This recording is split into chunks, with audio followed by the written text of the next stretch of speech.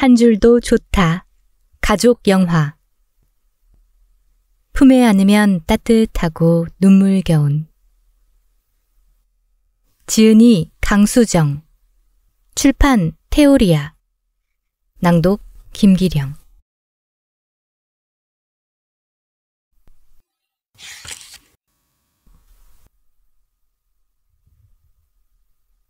일장. 그래도 우리는 행복한 가족.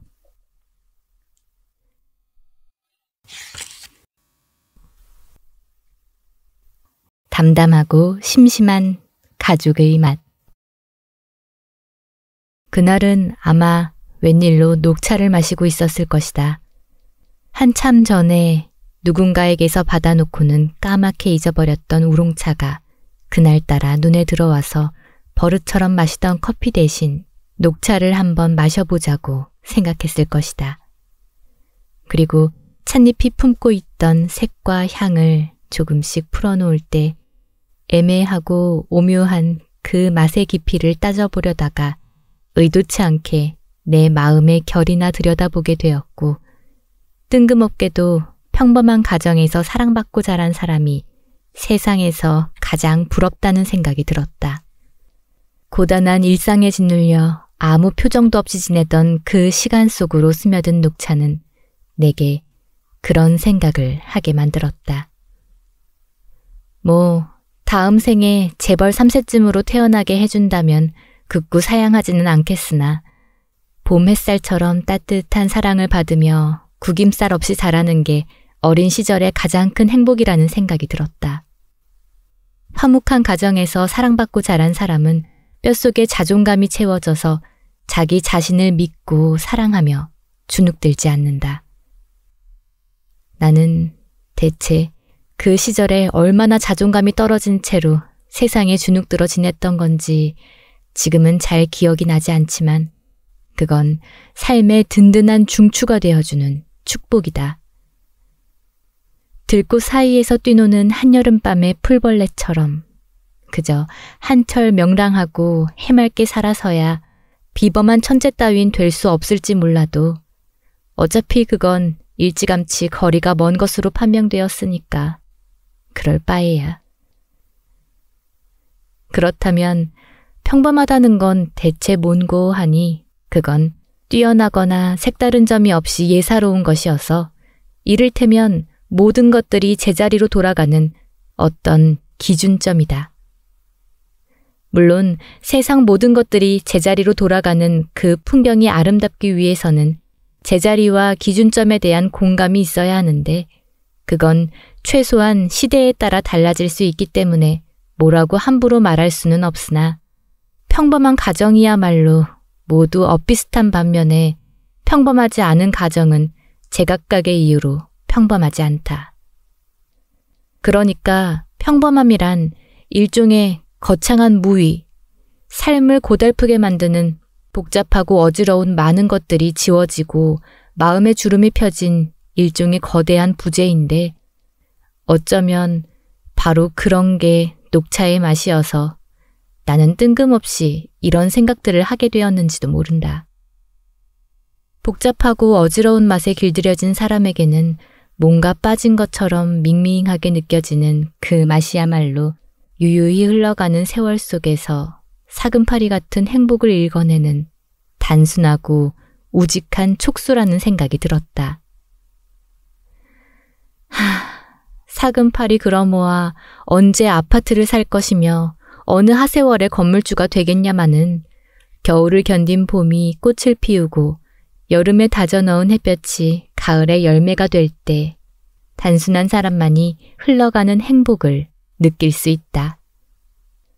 갈수록 복잡해지는 세상은 모든 여백을 빈틈없이 채우고 정보로 포장된 공해와 소음이 일상에 범람한다.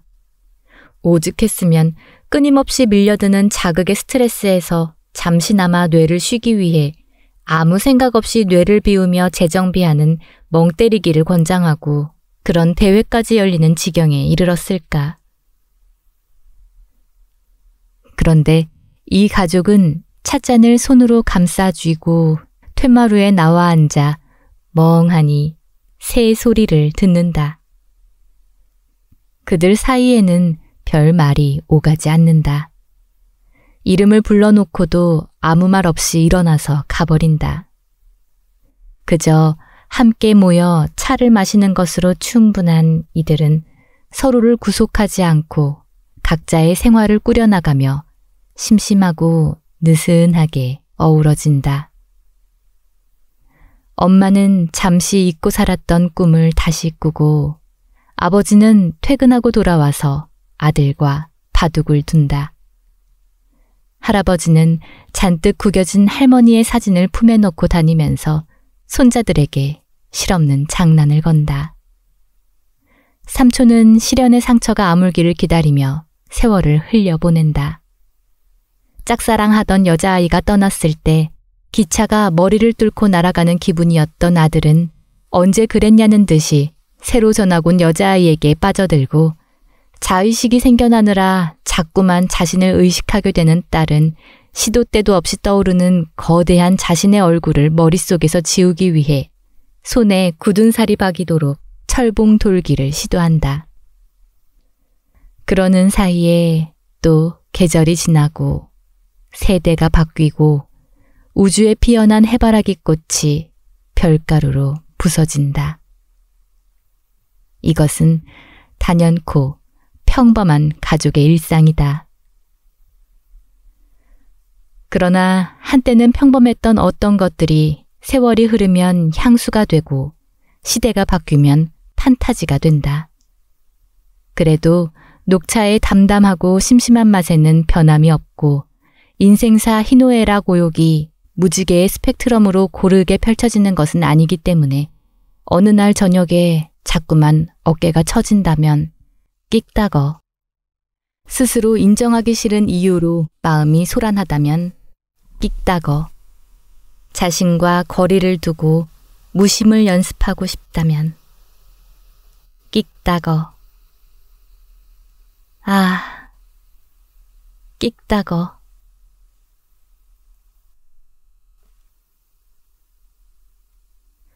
녹차의 맛 2004 단연코 평범한 가정의 일상을 엉뚱하고 기발한 상상력에 버무려낸 작품이다. 조용한 시골 마을의 풍경은 고즈넉하니 아름다운데 가족들은 묘하게 별나고 초야에 묻혀 사는 기인 같은 인물들까지 줄줄이 등장해서 이게 대체 뭐지? 하는 심정으로 지켜보다가 점점 빠져들게 된다. 시도 때도 없이 달처럼 떠올라서 자신을 응시하는 딸의 거대한 얼굴은 물론이거니와 엄마가 완성한 애니메이션과 이른바 야마송은 어이가 없으면서도 계속 보게 되는 힘을 지녔다. 산이여 산이여 산이여 산이여 산은 살아있어요. 영화를 보고 나면 이런 뜻을 지닌 노래의 멜로디를 한동안 중얼거리게 될지도 모른다. 저마다 독특한 개성을 지녔으면서도 가시처럼 날을 세우지 않고 서로의 삶에 슴슴하게 스며드는 가족들의 모습이 따뜻한 여운을 남긴다. 감독 이시히 카츠히토, 주연 사토 타카히로, 반노 마야, 아사노 타다노부, 테즈카 사토미, 가슈인 타츠야, 미우라 토모카츠. 그만들 하고 밥 먹자. 하루하루 먹고 살아야 하는 밥벌이의 지겨움이 유난히 크게 다가오는 날이 있다. 쳇바퀴 속을 온몸으로 뒹굴며 눈이 짓무르도록 밥을 벌어도 어찌된 일인지 여전히 그 밥에 그 나물인 일상이 지겨울 때가 있다. 세상은 나쁘게 말하면 야합하고 좋게 말하면 타협하며 먹는 건 하루에 3끼면 족한데 사는 건 그렇지 않은지, 밥이 어떤 이에게는 목숨이고 또 어떤 이에게는 취미인지, 그래서 산다는 것이 문득 서글프고 몸에 한 세상 떠넣어주는 그 거룩한 일이 구차하거나 눈물겨울 때가 있다. 어떤 이에게 밥이 슬픈 건 목숨이 슬프기 때문이고 슬픔이 역류하는 그 목구멍으로 꾸역꾸역 밥을 집어넣을 수밖에 없는 육체가 슬프기 때문이다. 상처 없는 영혼이 어디 있으랴마는 영혼의 생채기는 밥을 더 보챈다. 낮은 포복으로 세상이라는 계퍼를 건너면서도 진흙에 뒹군 찬밥덩이를 먹는다. 그러나 살아서 넘길 수만 있다면 쩌릿한 아픈 몇 줄기쯤은 가슴에 간직하는 것도 나쁘지 않다. 우리가 어떤 것에 갑자기 목매는 것은, 어떤 것이 문득 눈물겨운 것은 언젠가 울며 견뎠던 상처가 아물어 흐린 날에 저린 그 몇 줄기의 아픔으로 공명하는 것. 그러니 이 험한 세상의 파도에 휩쓸려 가지 않을 수만 있다면, 그 속에 함몰되어 버리지 않을 수만 있다면 상처를 입고서라도 견뎌낸 모든 것은 정겨운 훈장일 것이다. 그래서 오늘도 우리는 밥을 먹으며 힘을 낸다. 그리고 서로에게 물어본다. 밥은 먹었니? 어쩌면 영원히 그날이 오지 않을 줄 알면서도 밥에 대한 응원으로 빈말을 건넨다. 언제 밥 한번 같이 먹자. 그러니 그때까지 잘 살고 있으라고. 밥 잘 챙겨 먹으면서 버티고 있으라고. 다 먹고 살자고 하는 일이니까. 저쪽 세상의 자세한 내막은 아직 모르지만 다들 하는 말로는 개똥밭에 구르더라도 이승이 좋다고 하니 어쩌다가 이 풍진 세상을 만나 개똥밭에 구르는 신세가 되었더라도 삼시세끼 때 되면 어쨌거나 밥에 물이라도 말아서 한 그릇 뚝딱 해치운 다음에 거 똥냄새 한번 그윽하구나 할 정도의 공력을 키워야 한다. 그 정도의 비위는 갖춰야 한다. 밥벌이를 하려면 때론 안이 굽고 싫은 꼴들도 봐 넘겨야 한다. 초라하면 초라한 대로, 찌질하면 찌질한 대로, 잘난 사람은 잘난 대로, 못난 사람은 못난 대로. 그렇게 사는 거지 어쩌겠어. 세상이 요지경인 것을. 인생 살면 7, 80 화살같이 속히 간다. 정신 차려라. 요지경에 빠진다. 그런데 이 가족이야말로 우당탕 퉁탕 시끌벅적한 것이 들여다볼수록 아주 요지경 속이다. 달랑 한 편 찍은 영화를 제대로 말아먹고 어느덧 팔아치울 가재도구도 바닥난 데다 까먹을 보증금도 없는 신세가 되어버린 남자는 그날도 재떨이에 수북한 꽁초를 뒤적이다가 불현듯 잉여인간은 되지 말자는 평소의 소신을 실행에 옮기기로 결심한다. 그런데 하필이면 그때, 그러니까 다행히도 그때 엄마가 밥은 먹고 다니냐며 전화를 한다. 닭죽을 끓여놨으니 먹으러 오란다.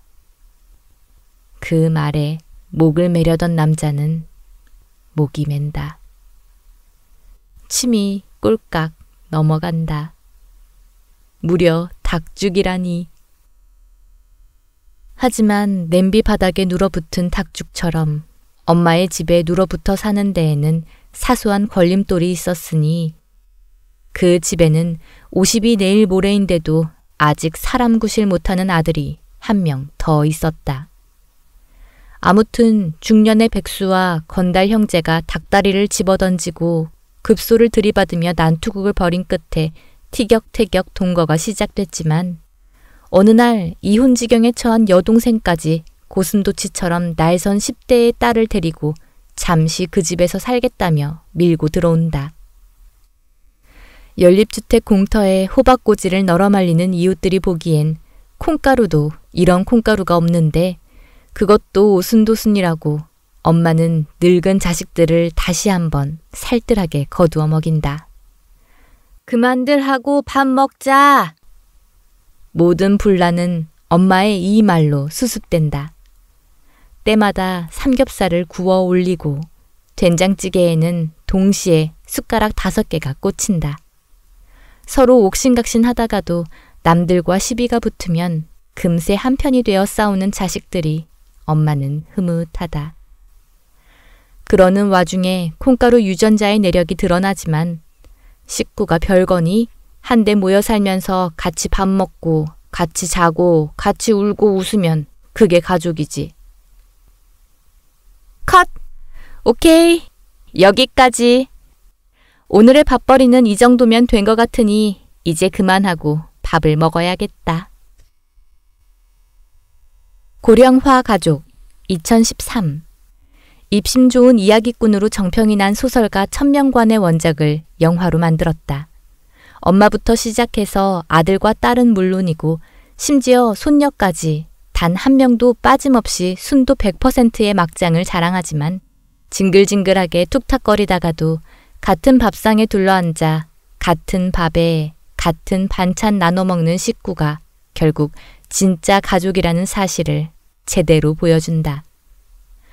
고기 먹으러 갈 때 같이 가지 않으면 최소한 생각이라도 나지 않으면 가족이 아니라는 나의 평소 지론과도 딱 맞아떨어지는 부분이다. 절대로 그럴 리가 없는 조폭들이 두 형제를 비교적 순순히 놔주는 장면에서 영화적 리얼리티가 다소 떨어지는 감이 없지 않으나 그게 별거니? 흥미로운 설정에 유쾌한 캐릭터들이 나와서 울리고 웃기면 그게 좋은 영화지. 그러하다. 감독 송혜성, 주연 박해일, 윤재문, 공효진, 윤여정, 진지희.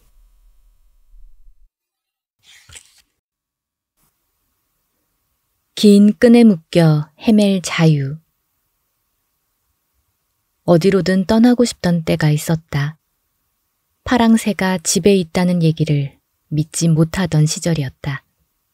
하지만 꼭 파랑새가 아니더라도 멀리 떠나서 드넓은 세상을 보고 싶었다. 강물아, 흘러 어디로 가니? 넓은 세상 보고 싶어 바다로 간다. 강물 따라 흘러가서 바다를 보고 싶었다. 사람 사는 곳 어디나 다 거기서 거기라는 말도, 사는 거 별거 없다는 말도 귀에 들어오지 않았다. 믿고 싶지 않았다. 훨훨 날아가고 싶던 때가 있었다. 뒤돌아보지 않고 떠나고 싶었다. 그럴 수 있을 것 같았다. 그건 늘 눈을 꼭 감은 채 입술을 앙다물고 코로 거친 숨을 고르는 과정이 필요했지만 눈을 딱 감으면 떠날 수 있을 것 같았다. 하지만 무엇이 나를 번번이 주저앉혔을까? 내 두려움의 실체는 무엇이었을까? 나는 때때로 몸부림치고 버둥거렸다.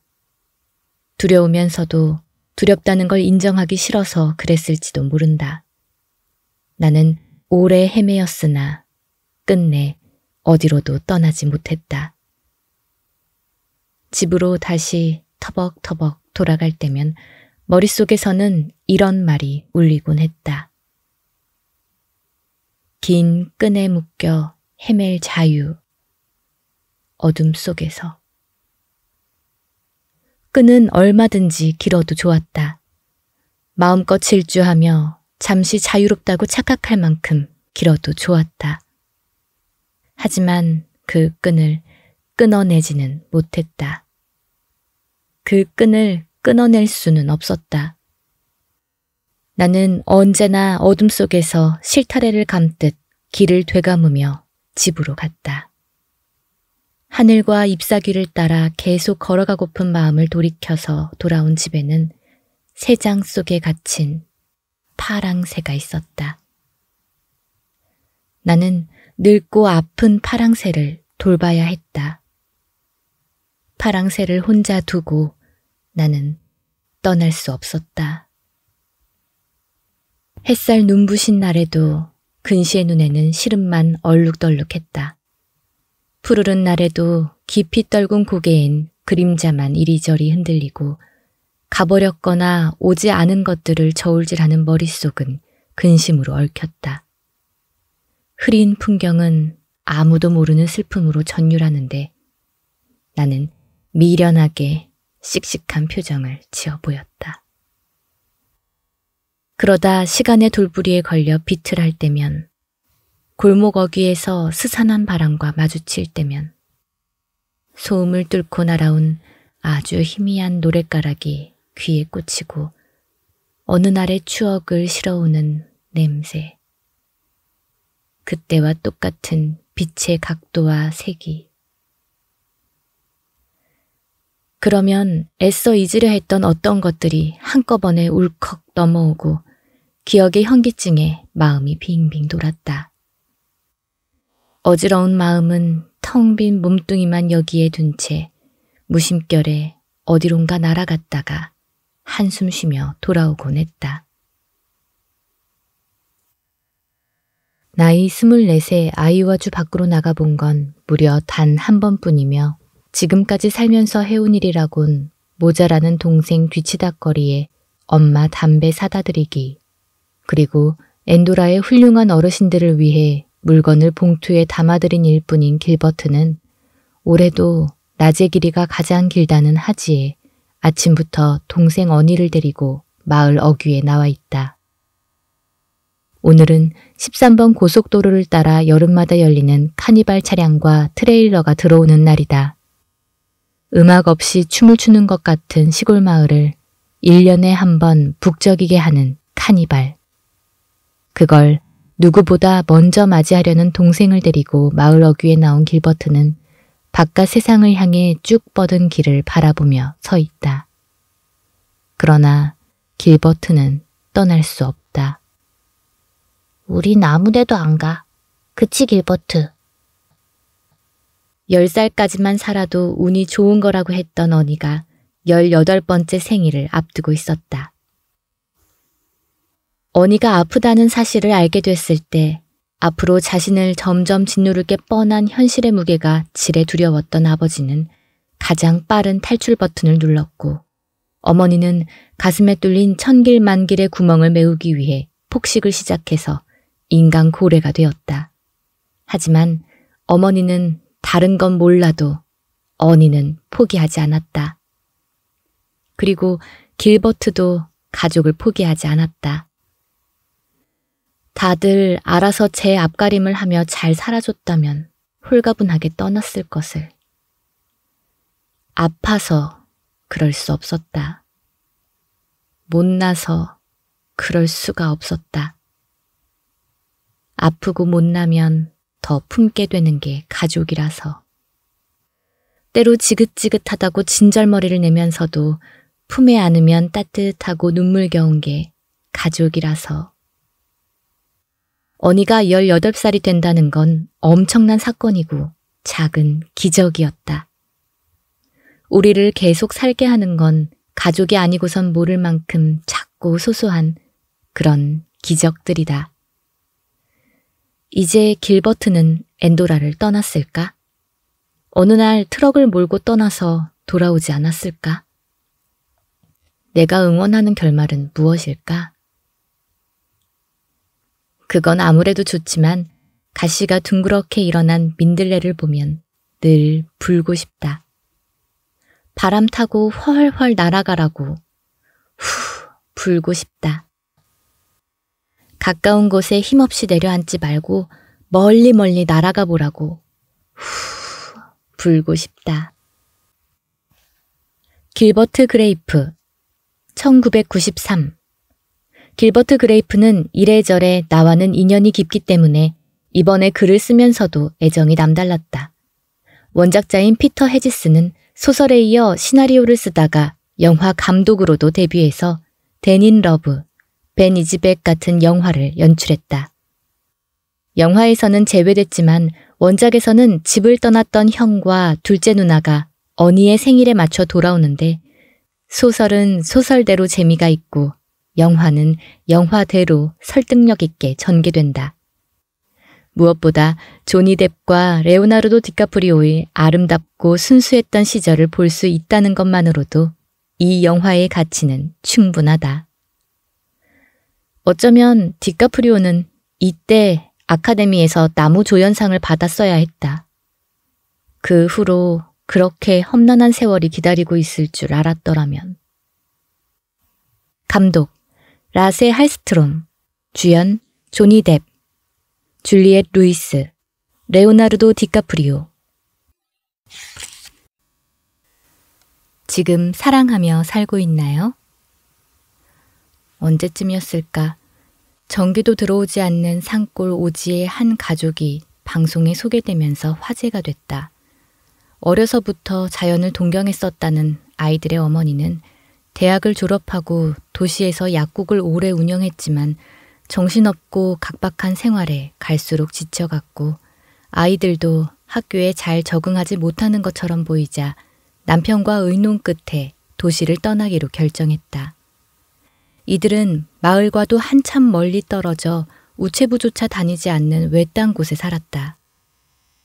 다른 사람에게 피해를 주지 않고 특별히 반사회적인 의도가 있는 게 아니라면 누가 어디서 어떻게 살든 남들이 왈가왈부할 일이 아니지만 문제는 아이들이었다. 전기가 들어오지 않는 집에 가전제품이 있을 리 없었고 세간도 단출했다. 이들은 함께 농사를 짓고 나무도 하고 책을 읽으며 서로를 돌봤다. 자연의 이치 속에서 물 흐르듯 순리대로 사는 것처럼 보였다. 그들이 떠난 도시에서 쫓기듯 살아가며 일상의 의미에 목말라 하던 이들에게 이 가족의 모습은 일종의 판타지로 비쳤다. 편리함을 주는 대신 그만큼 많은 것을 알게 모르게 앗아가는 문명의 이기를 뒤로 한 채 조금은 불편하더라도 자연과 더불어 평화롭게 살아가는 그들의 삶은 도시인의 로망을 자극했다. 차마 다 버리고 떠날 용기가 없는 사람들은 그들의 씩씩한 선택을 응원했다. 자족적인 그들의 생활은 고즈넉해 보였다. 그리고 도시 생활의 염증을 느낀 부부는 모두 다섯인 아이들을 학교에 보내지 않았다. 문제는 아이들이었다. 그래서 어떤 사람들은 부모를 비난했다. 자기들은 배울 거 다 배우고 도시에서 살 만큼 살아놓고는 아이들은 학교에도 보내지 않은 채 산골에 가둬 키운다며 분노했다. 아이들의 입장은 알 수 없었다. 입장이 있다고 하더라도 부모의 영향을 받았을 테니 그걸 논의에 그대로 반영하는 데는 한계가 있었다. 어떤 결핍들은 다분히 상대적이고 언제 어떤 욕망의 폭풍이 불어닥칠지 아무도 모르는 일이었다. 다만 그렇다면 아이들을 학교에 보내는 것도 모자라 온종일 학원을 전전하게 하며 아스팔트 바닥과 시멘트 상자 속에 가둬 키우는 것은 괜찮다는 건지 머리가 복잡해졌다. 사람들은 따따붙다 말은 많아도 남의 가정사에 직접적으로 개입하는 걸 부담스러워하고 대체로 제 자식들은 자기들이 알아서 잘들 키운다. 남들이 왈가왈부할 일이 아니다. 하지만 노골적인 방치와 학대는 아니더라도 예를 들어 백신의 부작용을 우려해서 아이에게 예방접종을 하지 않는다거나 종교적인 신념을 이유로 아이의 수술을 거부하는 부모도 그냥 내버려둬야 할까? 아직 자기 결정권이 없는 아이의 안전과 복지가 걱정되는 상황이라면 어떻게 해야 할까? 사회는 언제, 어디까지 개입해야 할까? 공권력은 통계에 기반한 비관적인 세계관으로 작동한다. 약자를 대하는 이들의 확증 편향은 견고하다. 모든 상황이 이들에게는 이미 존재해왔고 깔끔하게 코드로 분류되어 있다. 그에 따라 개입 여부가 결정되며 언제나 최소한의 사회적 비용과 자원으로 최대의 효율성을 추구한다. 어차피 모든 건 확률 게임이다. 성공률이 51%면 성공적이다. 최선을 다했다는 자기 증명이 중요하다. 만에 하나 그 과정에서 부작용이 발생하더라도 그건 또 다른 부서의 소관이다. 그리고 대부분은 선의를 가지고 개입한다. 그 선의가 다소 맹목적일지라도. 그래서 샘도 루시 인 더 스카이 위드 다이아몬드를 빼앗길 위기에 처한다. 아버지의 지능이 7살 수준인데 딸은 이제 곧 8살이 된다.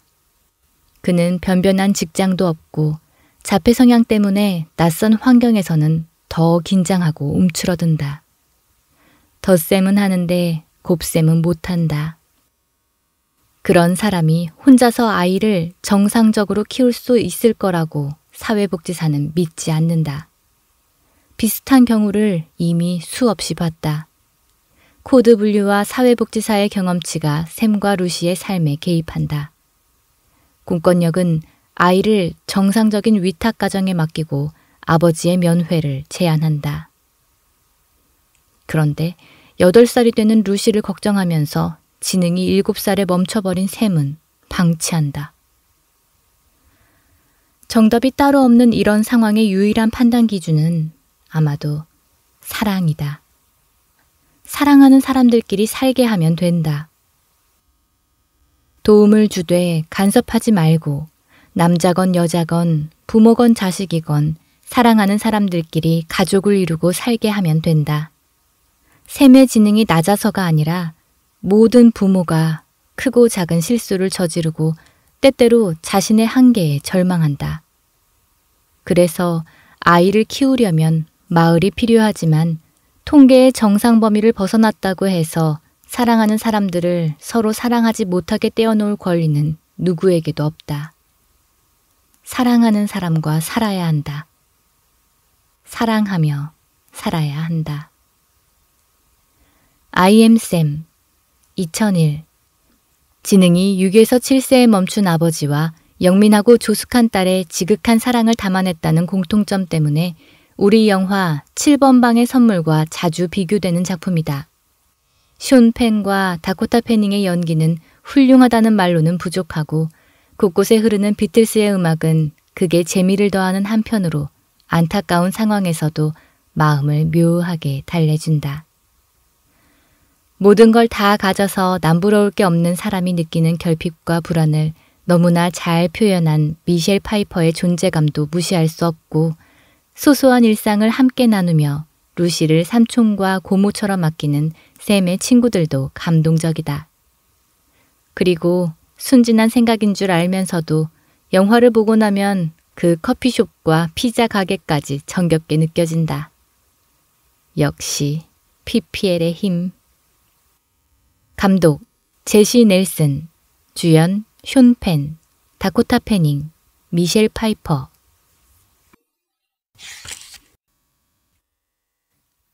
내가 그때 널 잡았더라면.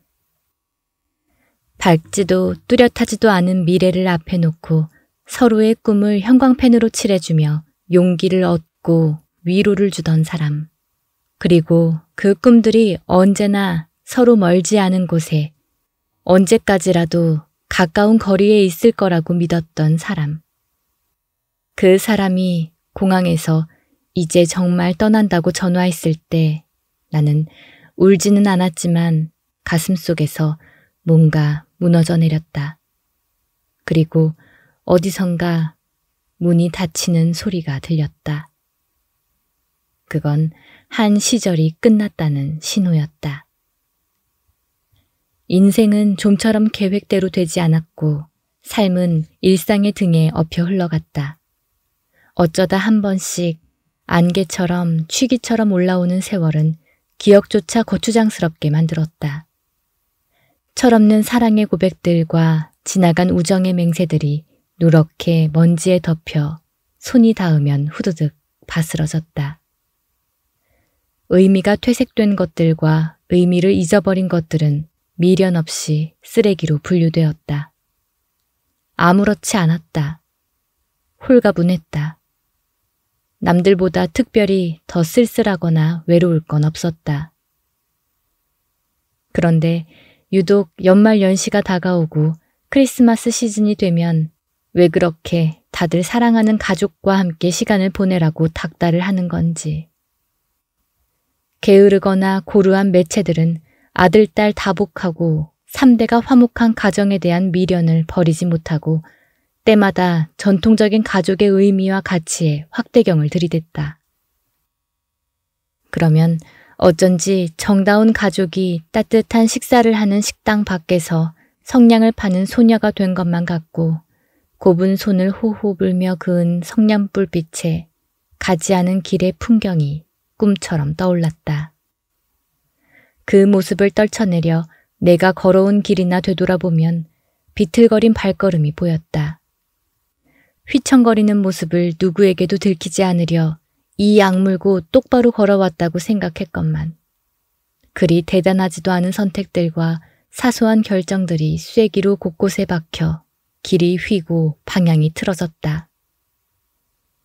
만약에 그때 다른 선택을 했더라면 나는 지금 어디서 어떻게 살고 있을까? 내가 그때 널 잡았더라면 우리는 지금보다 행복했을까? 잭과 케이트는 공항에서 헤어졌다. 기약 없는 이별은 아니었지만 인생은 계획대로 되지 않았다. 뭔가를 선택한다는 건 다른 것을 포기한다는 뜻이고 그들은 기꺼이 꿈이 가리키는 방향으로 걸어갔다. 세월은 흘러서 13년이 훌쩍 지났다. 크리스마스 이브가 깊어가지만 잭은 역사상 최대 규모의 기업 합병을 앞두고 기대에 부풀었다. 가족들이 기다리는 집으로 직원들은 서둘러 돌아가고 혼자 남은 잭은 별로 쓸쓸한 기색도 없이 산책이나 할 겸 눈이 내리는 한적한 도심을 거닌다. 그에겐 부족한 게 없다. 오히려 홀가분하다. 그런데 변장한 천사는 그걸 허세라고 생각한 걸까? 펜트하우스에 살면서 페라리를 몰고 최고급 슈트를 입었기로서니 고작 물질적인 풍요만을 지닌 주제에 아쉬운 게 없다고 큰소리치는 그에게 가족의 소중함을 일깨워줘야겠다고 생각한 걸까? 예전부터 크리스마스 이브에는 유령들이 부자를 데리고 다니면서 삶의 진정한 교훈을 깨우쳐주곤 했으니까. 그래서 잭은 호전몽 같은 꿈을 꾼다. 페라리 대신 덜덜거리는 미니밴을 몰면서 외식조차 마음 놓고 할 수 없는 형편이지만 사랑하는 가족들이 안겨주는 그 따뜻하고 소박한 행복의 맛을 알아버린다. 하지만 이를 어째? 다시 레드선. 깨어보니 크리스마스 아침이고 그는 중요한 미팅도 뒤로 미룬 채 케이트를 수소문한다. 13년 동안 둘은 그리 멀지 않은 곳에서 살고 있었다. 그리고 오래전 그날처럼 다시 공항의 이별. 그들은 어떤 선택을 할까? 이번에는 결혼을 해서 가족을 이루게 될까? 엘리자베스 테일러는 7번인가 8번의 결혼을 했고 그 중에는 이혼을 했다가 재결합한 경우도 있었다. 어떤 가수는 라스베이거스에서 충동적으로 결혼식을 올렸다가 며칠 뒤에 취소하는 해프닝으로 화제를 낳더니 얼마 후 다른 남자와 결혼해서 어린 나이에 애를 둘씩이나 낳고 또 이혼했다. 64살이 되더라도 여전히 나를 사랑하고 아껴주겠냐는 노래로 우리의 심금을 울렸던 폴 맥카트니는 첫 번째 부인을 잃고 두 번째 부인과는 거액의 위자료를 지불하고 결별한 후 64번째 생일을 쓸쓸하게 보냈다고 한다. 사람들이 헤어지고 만나길 반복하는 건 진정한 짝을 만난다는 게 그만큼 힘들다는 얘기인지도 모른다. 사람들의 참을성이 옅어졌거나 참고 살아야 하는 이유가 희박해진 걸 수도 있다. 이제 다들 용기 있게 적극적으로 행복을 추구하며 살기 때문인지도 모른다. 변하는 마음까지 다스리진 못해도 행복만큼은 절대 포기하지 못하는 건지도 모른다. 나는 모른다. 내가 뭘 알겠어. 그래서 만약 변장한 천사가 어느 시린 겨울밤에 나타나 따단따 따단따 따단따 딴따다단 이런 효과음을 틀어놓고 조금 쓸쓸한 페라리와 아주 화목한 미니밴의 인생 극장을 연출한다면 사람들은 어느 쪽을 선택할까? 패밀리맨 2000년 대규모 기업 합병을 마쿠에서 조율하는 잭 캠벨은 크리스마스에도 일에 열중하지만 잠에서 깨어보니 오래전에 꿈을 위해 포기했던 애인이 아내가 되어 누워있고 자신은 시골 타이어 가게의 영업사원이란다. 생각해보니 전날 케이트라는 사람이 전화를 하긴 했었다. 아직도 그는 케이트를 사랑하고 있었던 걸까? 하지만 무엇보다 허세 때문이다. 가짜 복권을 들고 얼렁뚱땅 돈을 뜯어가려는 양아치 앞에서 자신은 아무것도 필요하지 않다며 호기만 부리지 않았어도 그 양아치가 변장한 천사였기에 망정이지 권총까지 들었으면 어쩔 뻔했어. 아무튼 크리스마스 시즌을 겨냥해서 만든 가족 영화지만 언제 보더라도 진정한 사랑과 가족의 의미를 뭉클한 마음으로 생각하게 만든다. 올해는 오랜만에 케빈 대신 잭과 함께 크리스마스를 보내는 것도 좋겠다. 감독 브렛 레트너, 주연 니콜라스 케이지, 티아 레오니.